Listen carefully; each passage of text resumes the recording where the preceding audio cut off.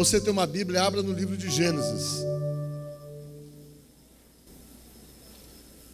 Livro de Gênesis, capítulo 35, tá?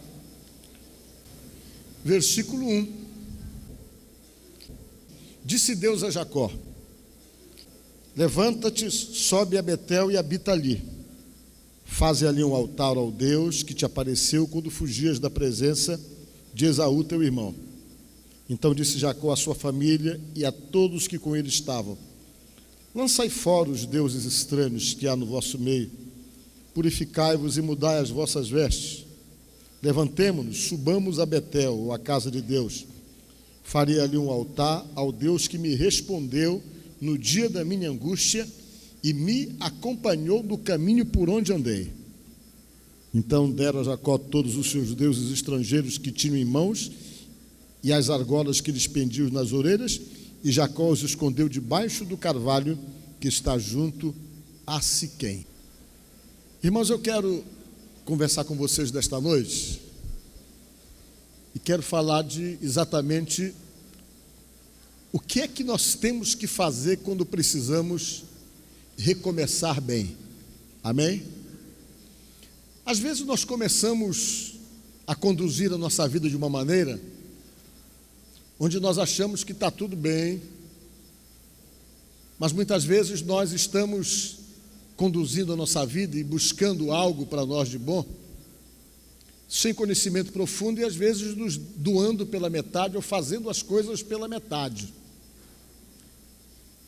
Deus então precisa se revelar para nós e dizer para nós o que deve ser feito, porque às vezes aquilo que nós estamos deixando de fazer pode estar de uma certa forma criando situações de dificuldades para nós, e Deus então espera o momento certo de poder se revelar e dizer como é que Ele quer que seja feito, a forma como Ele quer que façamos, para poder corrigir e começar as coisas do jeito dele, da maneira como Ele acha necessário recomeçar.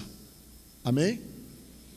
E tem muitas coisas que nós fazemos ao longo da nossa vida, muitas vezes por ignorância, por falta de informação, por motivações erradas, e às vezes decisões tomadas e fundamentadas unicamente em interesses, às vezes pessoais, ou em busca de coisas que nós achamos que é bom para nós, ainda que fira determinados princípios que são relevantes aos olhos de Deus. E geralmente quando nós não paramos para pensar direito, para tomarmos as decisões da maneira como Deus quer, geralmente se tem consequências muito fortes por causa disso. E sempre que nós somos corrigidos por Deus, a intenção de Deus não é fazer com que a nossa vida pare, com que a nossa vida trave, ou gerar situações de castigo para nós, porque essa história que foi criada, né, de que Deus é daquele tipo de pessoa, podemos dizer assim, que vive aí mal-humorado, castigando todo mundo e querendo castigar todo mundo, não é o perfil de Deus. Isso é uma história renascentista que criou essa ideia de um Deus intolerante, de um Deus que não consegue de maneira nenhuma ser nem um pouco tolerável com o ser humano. Não, Deus compreende você, Ele entende você, Ele sabe que você não é perfeito, que nós não somos perfeitos, e no entanto Ele tenta interagir conosco e lidar conosco, exatamente nos orientando e nos conduzindo a decisões acertadas, a atitudes corretas e a tudo aquilo que Ele acha bom para nós mesmos.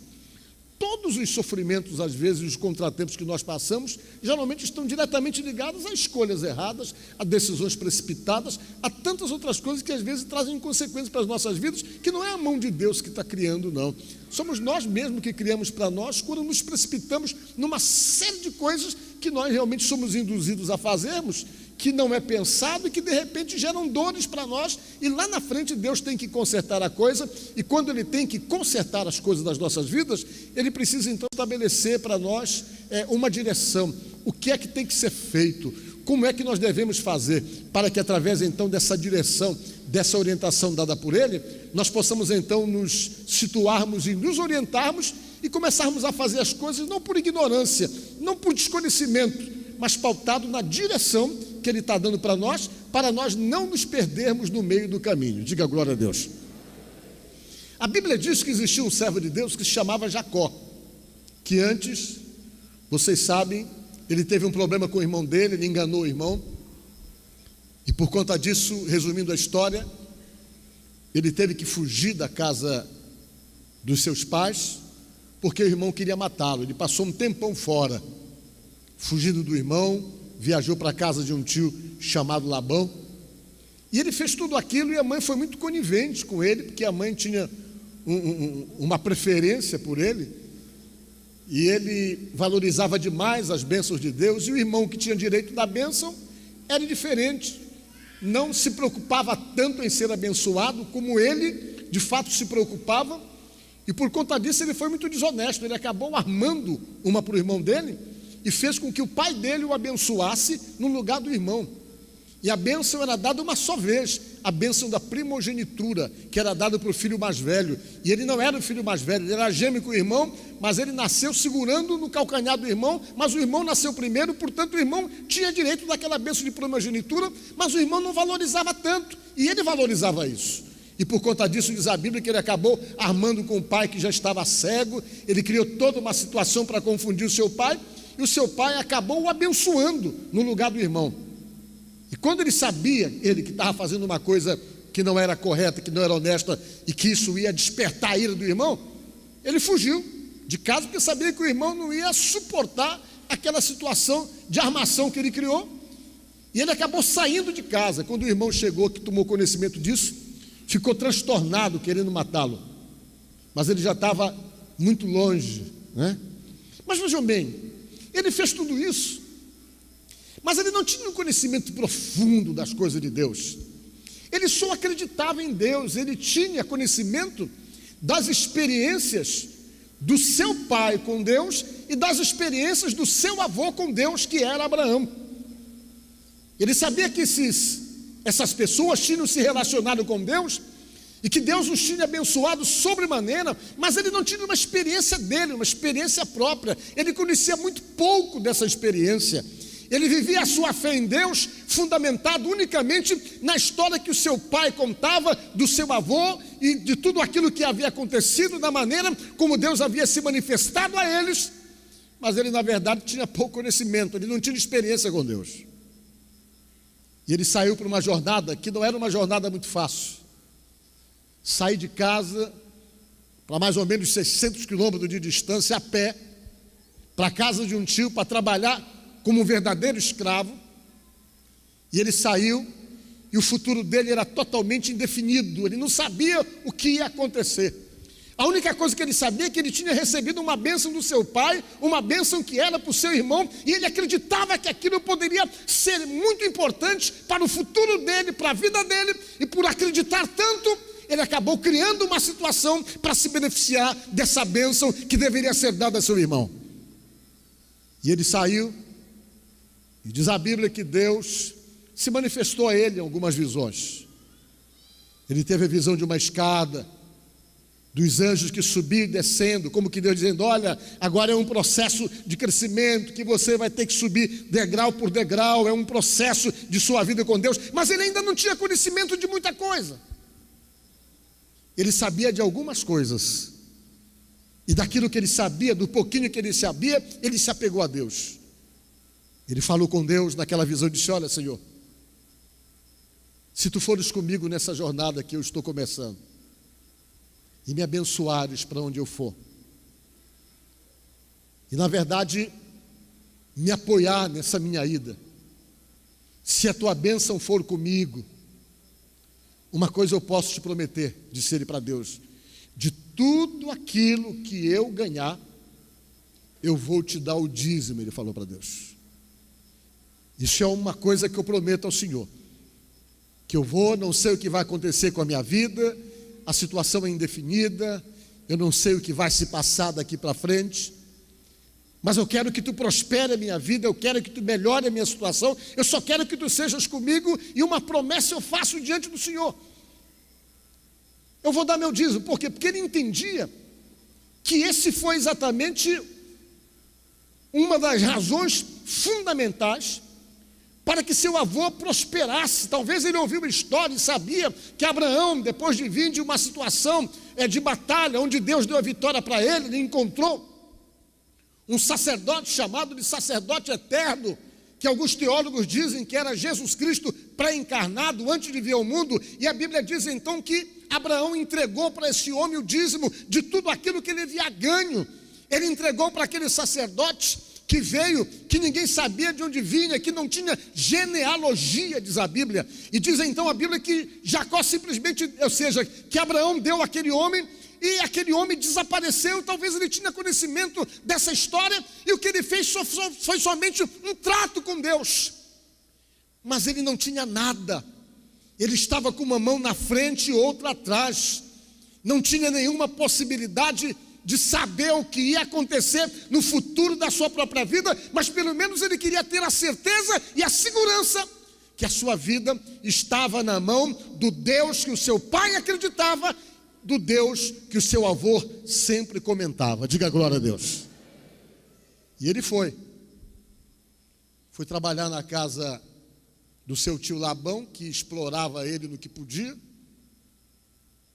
E diz a Bíblia que ele trabalhava direto, trabalhou 7 anos para casar com uma das filhas do homem. Depois que ele trabalhou 7 anos, o homem deu uma filha que era outra filha que ele queria, ele não recebeu, ele recebeu a mais velha, porque a mais nova não podia casar primeiro que a mais velha. Só quando ele chegou no quarto da núpcia, que ela tirou o véu, foi que ele descobriu que ele recebeu a mulher errada, foi reclamar, teve que trabalhar mais 7 anos pela outra mulher que ele queria, e depois ele recebeu a mulher que ele amava, e ele ficou com as 2 mulheres. Isso era naquele tempo, que não tinha regra ainda para as coisas. E vejam bem o que aconteceu. Já tinha gente se empolgando ainda, então veja bem o que aconteceu. Aí ele ficou com as 2, para poder formar a sua família, porque o próprio Deus mandou ele ser fecundo, porque Deus estava num processo de fazer o seu povo numeroso, assim como as estrelas dos céus, porque isso Deus havia prometido a Abraão. E diz a palavra de Deus que ele foi trabalhar com o tio, e o tio explorava ele. Mas ele sabia de uma coisa, ele sabia que sobre ele tinha a bênção de Deus, e tinha um acerto dele com Deus de fidelidade, onde ele mesmo decidiu isso, falar para Deus. Deus não obrigou ele, foi ele que disse: de tudo que o Senhor me der, eu vou dar o dízimo. Deus não exigiu isso dele, não cobrou isso dele, não fez pressão nele, mas ele entendeu pela história do seu avô e do seu pai que deveria fazer isso, e ele então fez um acordo com Deus de livre e espontânea vontade, e começou a fazer aquilo que Deus havia dito a ele. E ele trabalhava incansavelmente, e tudo que ele produzia era para o seu tio Labão. Um dia ele procurou o tio e disse: olha, vamos fazer o seguinte, eu quero trabalhar para o senhor, mas eu quero ganhar alguma coisa, eu não estou ganhando nada, eu só trabalho e não estou conseguindo construir a minha vida. E o Labão disse: o que é o acordo que você quer fazer comigo? A partir de hoje, todas as ovelhas que nascerem malhadas são minhas, as não malhadas são suas, e o meu pagamento vai ser as ovelhas malhadas. O tio ficou animado, porque se tem uma coisa difícil era nascer ovelha malhada, era quase que impossível, eram poucas que nasciam malhadas. O tio esperto disse: está fechado o negócio, você trabalha para mim, e todas as ovelhas malhadas que nascerem do meu rebanho são suas, as não malhadas são minhas, fechado o acordo. E a Bíblia diz que ele fazia lá uns desenhozinhos, uns pedaços de graveto de pau, e colocava num lugar onde as ovelhas bebiam água, e começou a marcar o território. E diante dessa questão, ele tinha sobre ele o quê? A bênção de Deus, amém? E tinha uma aliança com Deus de fidelidade. Sabe o que a Bíblia diz? Daquele dia em diante, só nascia ovelha malhada. Diga glória a Deus. Labão começou a ficar apavorado, porque só nascia ovelha malhada, e o rebanho dele, que era dele no acordo, que era malhada, começou a crescer. Só nascia ovelha malhada, só nascia ovelha malhada. E quando ele estava bem na história, ele simplesmente quebrou, já não dá mais, eu vou cuidar da minha vida. Ele já estava há anos lá no lugar, mais de 15 anos, mas ele precisava estabelecer um conserto da sua vida. E o conserto estava em se acertar com o irmão que ele havia enganado. E depois de alguns anos ele resolveu voltar para casa. E resumindo a história, ele foi atravessar um rio, lutou com Deus, se agarrou em Deus. Um anjo que apareceu para ele na travessia de um rio, quando ele percebeu que era um anjo de Deus, depois dele passar toda a família dele, a Bíblia diz que ele se agarrou naquele anjo, e o anjo olhou para ele e disse: rapaz, me larga porque eu tenho que ir. E ele dizia para o anjo: não, eu não vou te largar enquanto tu não me abençoares. E o anjo tentando se livrar dele, ele agarrado no anjo: me abençoa. Ele dizia para o anjo: me abençoa. Ele acreditava na bênção de Deus. E o anjo: não, me larga porque eu tenho que ir. E ele dizia para o anjo: não vou te largar não. Enquanto tu não me abençoar, eu não te largarei. E a Bíblia diz que ele travou uma luta com o anjo lá na beira daquele rio, do Val Jaboque, do rio Jaboque. Foi uma batalha tremenda entre ele e o anjo, mas era Deus experimentando ele.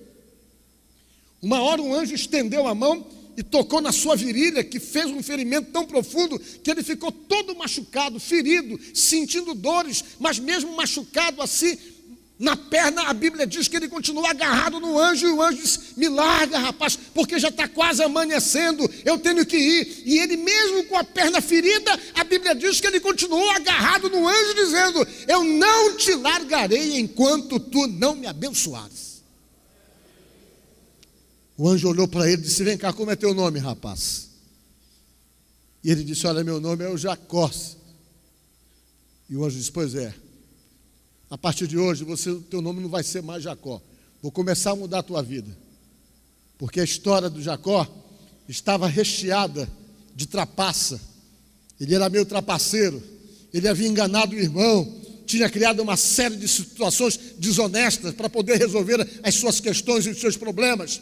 E Deus então precisava mudar a vida daquele rapaz, porque agora que ele estava tendo uma experiência de fato com Deus. E o anjo disse: a partir de hoje, você não vai mais se chamar Jacó. A partir de hoje o seu nome vai ser Israel, disse o anjo. Porque como um príncipe, lutastes com Deus e prevaleceste. E depois que aquele anjo, que alguns dizem também que era Jesus, antes de vir à terra, o abençoou, que ele foi abençoado, ele largou o anjo. E ele disse: vi a Deus face a face e a minha vida foi salva. Ele falou. E aí ele foi para encontrar com o irmão que ele sabia que queria matá-lo. E depois de alguns dias ele encontrou o irmão estava furioso, e ele já com um monte de filho, tinha filho demais. Ele levou um monte de presente para o irmão para tentar acalmar o coração do irmão. E naquele momento Deus começou a trabalhar, que o irmão, quando o viu, queria matá-lo. Naquele momento toda aquela animosidade, todo aquele espírito de revolta, aquele sentimento que o irmão tinha de ter sido enganado pelo próprio irmão, passou, e eles se abraçaram ali, e naquele dia o problema deles acabou, e Deus começou a trabalhar na vida deles para melhorar a coisa. Diga glória a Deus. Ele foi para Padã, era o nome do lugar, numa cidade chamada Siquém. E lá ele colocou a família dele para morar ali, para viver ali. E quando ele foi morar naquele lugar, aconteceu um problema seríssimo no meio da família dele. Que ele chegou na cidade, que ele se estabeleceu, que acertou com as pessoas que moravam ali, que ali ele ia viver. Aconteceu uma coisa muito desagradável. A filha dele, Diná, saiu para conhecer as pessoas da área, e de repente ela foi abordada por um rapaz chamado Siquém, e esse rapaz chamado Siquém a estuprou. Ela foi estuprada por esse rapaz. Isso gerou uma situação familiar tão grande que a família dele ficou abalada com a situação. O pai do rapaz foi com ele dizendo: olha, o meu filho Siquém se agradou da tua filha, ele quer realmente firmar um compromisso com ela, quer reparar o erro. Mas os irmãos dela: não, nós não queremos não. Você abusou da nossa família, abusou da nossa casa. Você feriu princípios nossos. Você atacou a nossa irmã, estuprou a nossa irmã. Então os irmãos simplesmente estavam tremendamente revoltados, chateados, querendo tirar a vida do Siquém. Mas aí eles foram estabelecendo uma regra, dizendo: nós não podemos nos envolver com vocês, a minha irmã não pode casar com vocês, vocês são incircuncisos. A palavra circunciso quer dizer desaliançados. Eram pessoas que não tinham alianças com Deus. E eles disseram: não, se vocês se circuncidarem, todos da família de vocês, eu vou permitir que a minha filha case com o seu filho. E os irmãos disseram a mesma coisa. Eles foram lá, fizeram um sacrifício, se circuncidaram, vieram com Jacó, acertaram, levaram a filha de Jacó, a Diná, lá para a casa deles.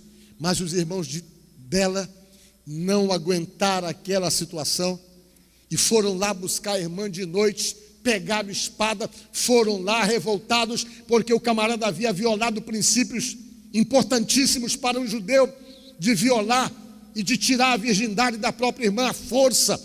Eles se chatearam com aquilo, e na cabeça deles era olho por olho, dente por dente. Não havia ainda a lei, a graça de Deus que faz com que você tem que perdoar. Essa lei não tinha chegado ainda, mas tudo se resolvia na força.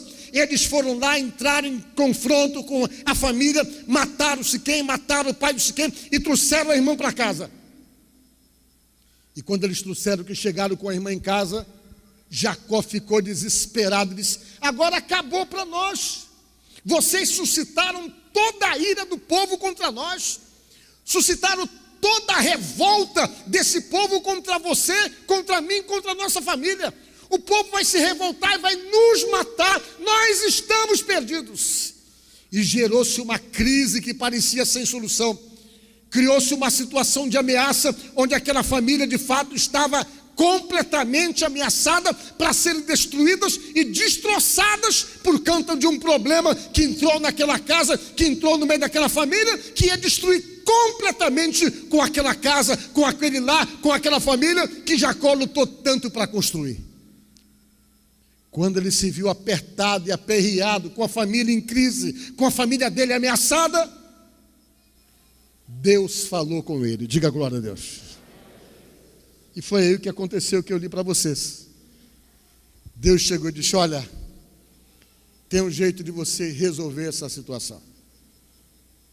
Sempre que nós passamos por problemas que nós não sabemos resolver, ou que nós nos sentimos ameaçados e sem saída, a solução para Deus está no conserto. Diga glória a Deus. Deus sempre tem uma saída. Você que está aqui nesta noite, que está apertado, que está sem saída, que se sente ameaçado, que se sente numa situação onde você não vê saída nem para um lado, nem para o outro.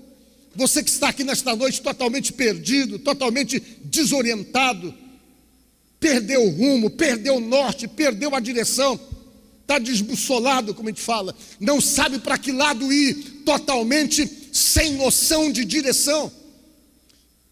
Quem sabe de repente coisas aconteceram na tua casa, aconteceram no meio da tua família, situações que te constrangeram, situações que você não sabe o que fazer, situações que te deixaram sem rumo, e quem sabe que por conta de toda essa situação, você sente sobre você algum tipo de ameaça, algum tipo de situação ameaçadora sobre você.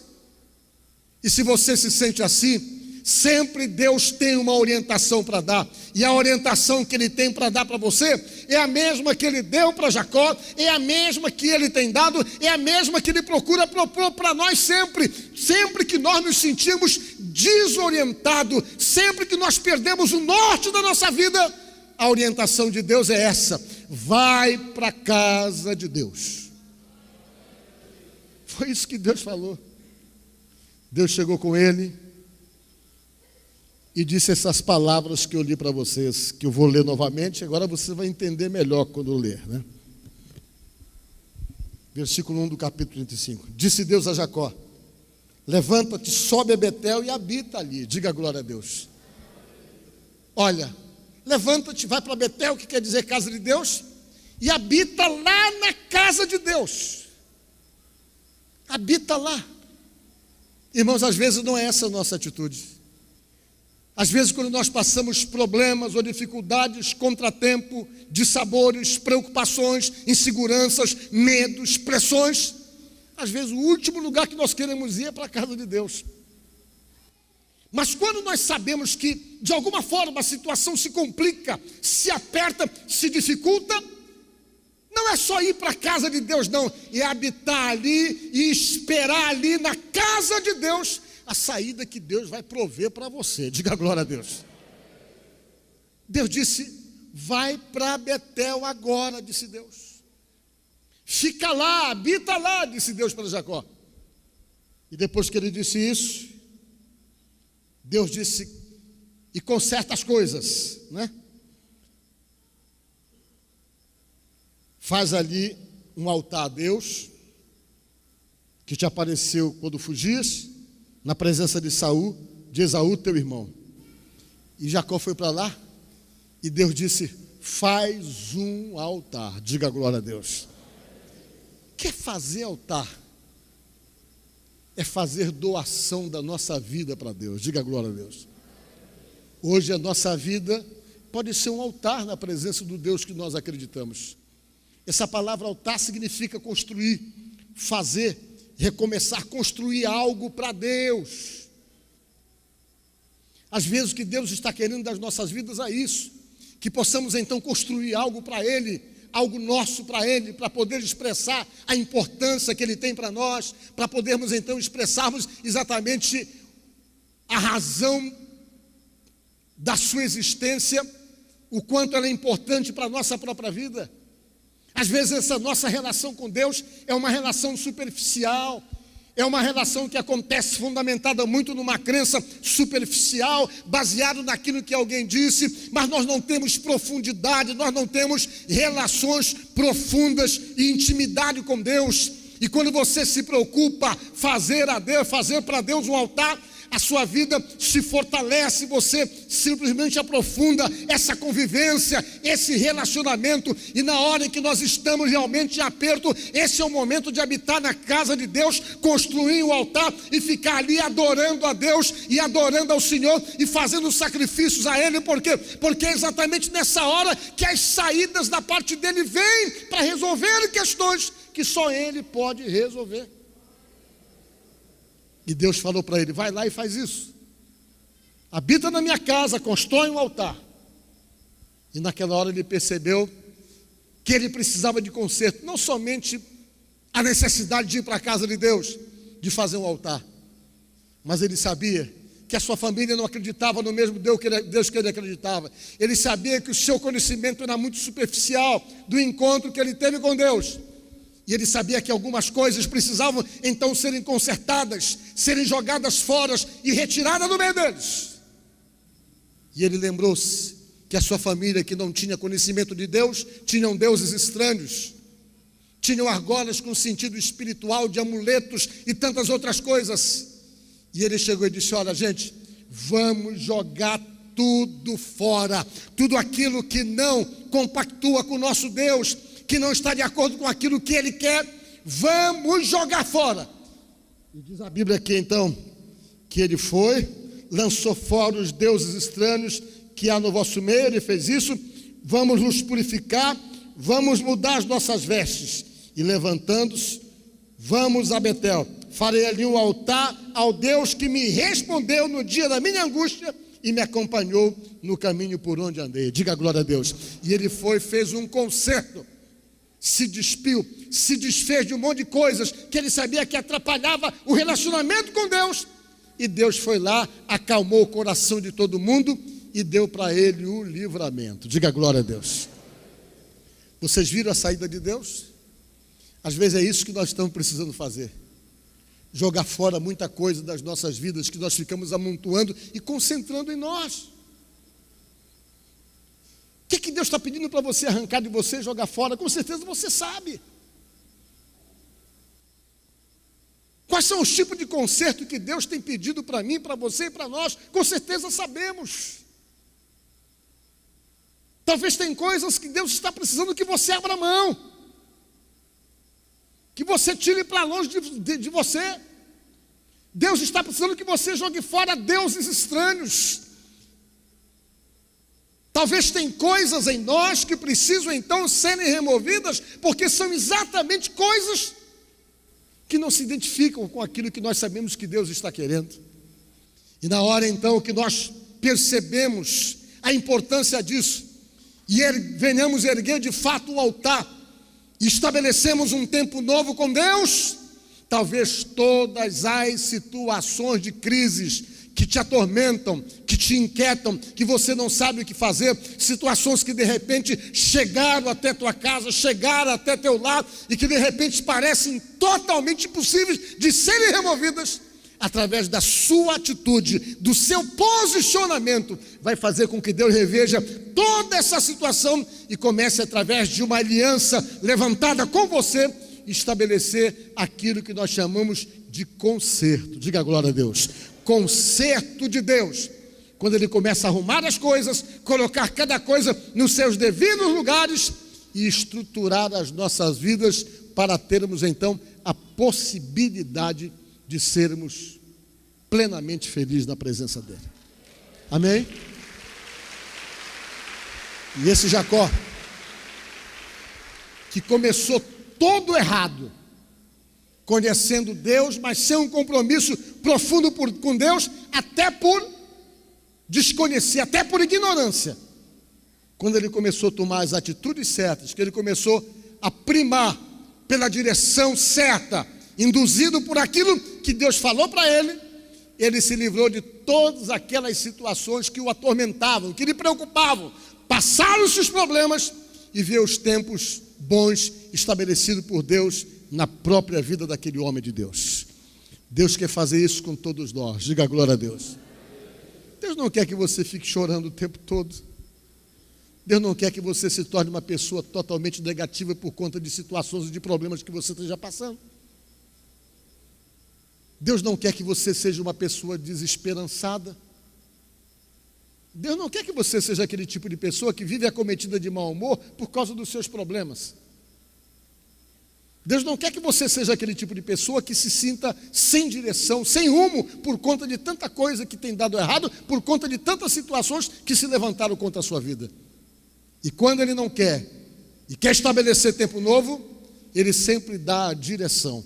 E se Ele tem dado a direção para você, aproveite essa direção, porque Ele tem um conserto para a tua casa, o conserto para a tua família, porque foi isso que Ele fez no livramento para Jacó. Então pensa nisso, e que Deus possa nesta noite nos abençoar e fazer com que essas propostas de bênçãos sejam uma realidade para mim, para você e para todos nós que cremos nas suas promessas e na sua palavra. Amém? Que Deus te abençoe. Espero que a mensagem de Deus tenha tocado no seu coração. Peço agora somente a sua visita na Igreja do Evangelho Quadrangular, que fica na rua Raimundo Corrêa, 355, no Monte Castelo. Ligue para nós, passe uma mensagem de texto ou mande um e-mail e nós teremos o prazer de poder conversar com você, ajudar você com o nosso ministério e com certeza orar por você também. Vamos fazer uma oração. Senhor nosso Deus e nosso Pai, no nome de Jesus Cristo, eu oro por cada pessoa que nos assiste neste momento. Que teu poder venha alcançá-los, que o Senhor Deus venha abençoar o lar, a casa, a família dessas pessoas e que o poder de Deus se manifeste para dar vitória a todas as pessoas que nos assistem neste momento. Te pedimos, Deus, essa bênção em oração, no nome de Jesus. Amém. Fica com Deus. Eu te agradeço, Deus, por se lembrar de mim e pelo teu favor, o que me faz crescer. Eu vivo pela fé e não vacilo. Eu não paro, não desisto. Eu sou de Deus, eu sou de Cristo. Você mudou a minha história e fez o que ninguém podia imaginar. Você acreditou e isso é tudo. Só vivo pra você. Não sou do mundo.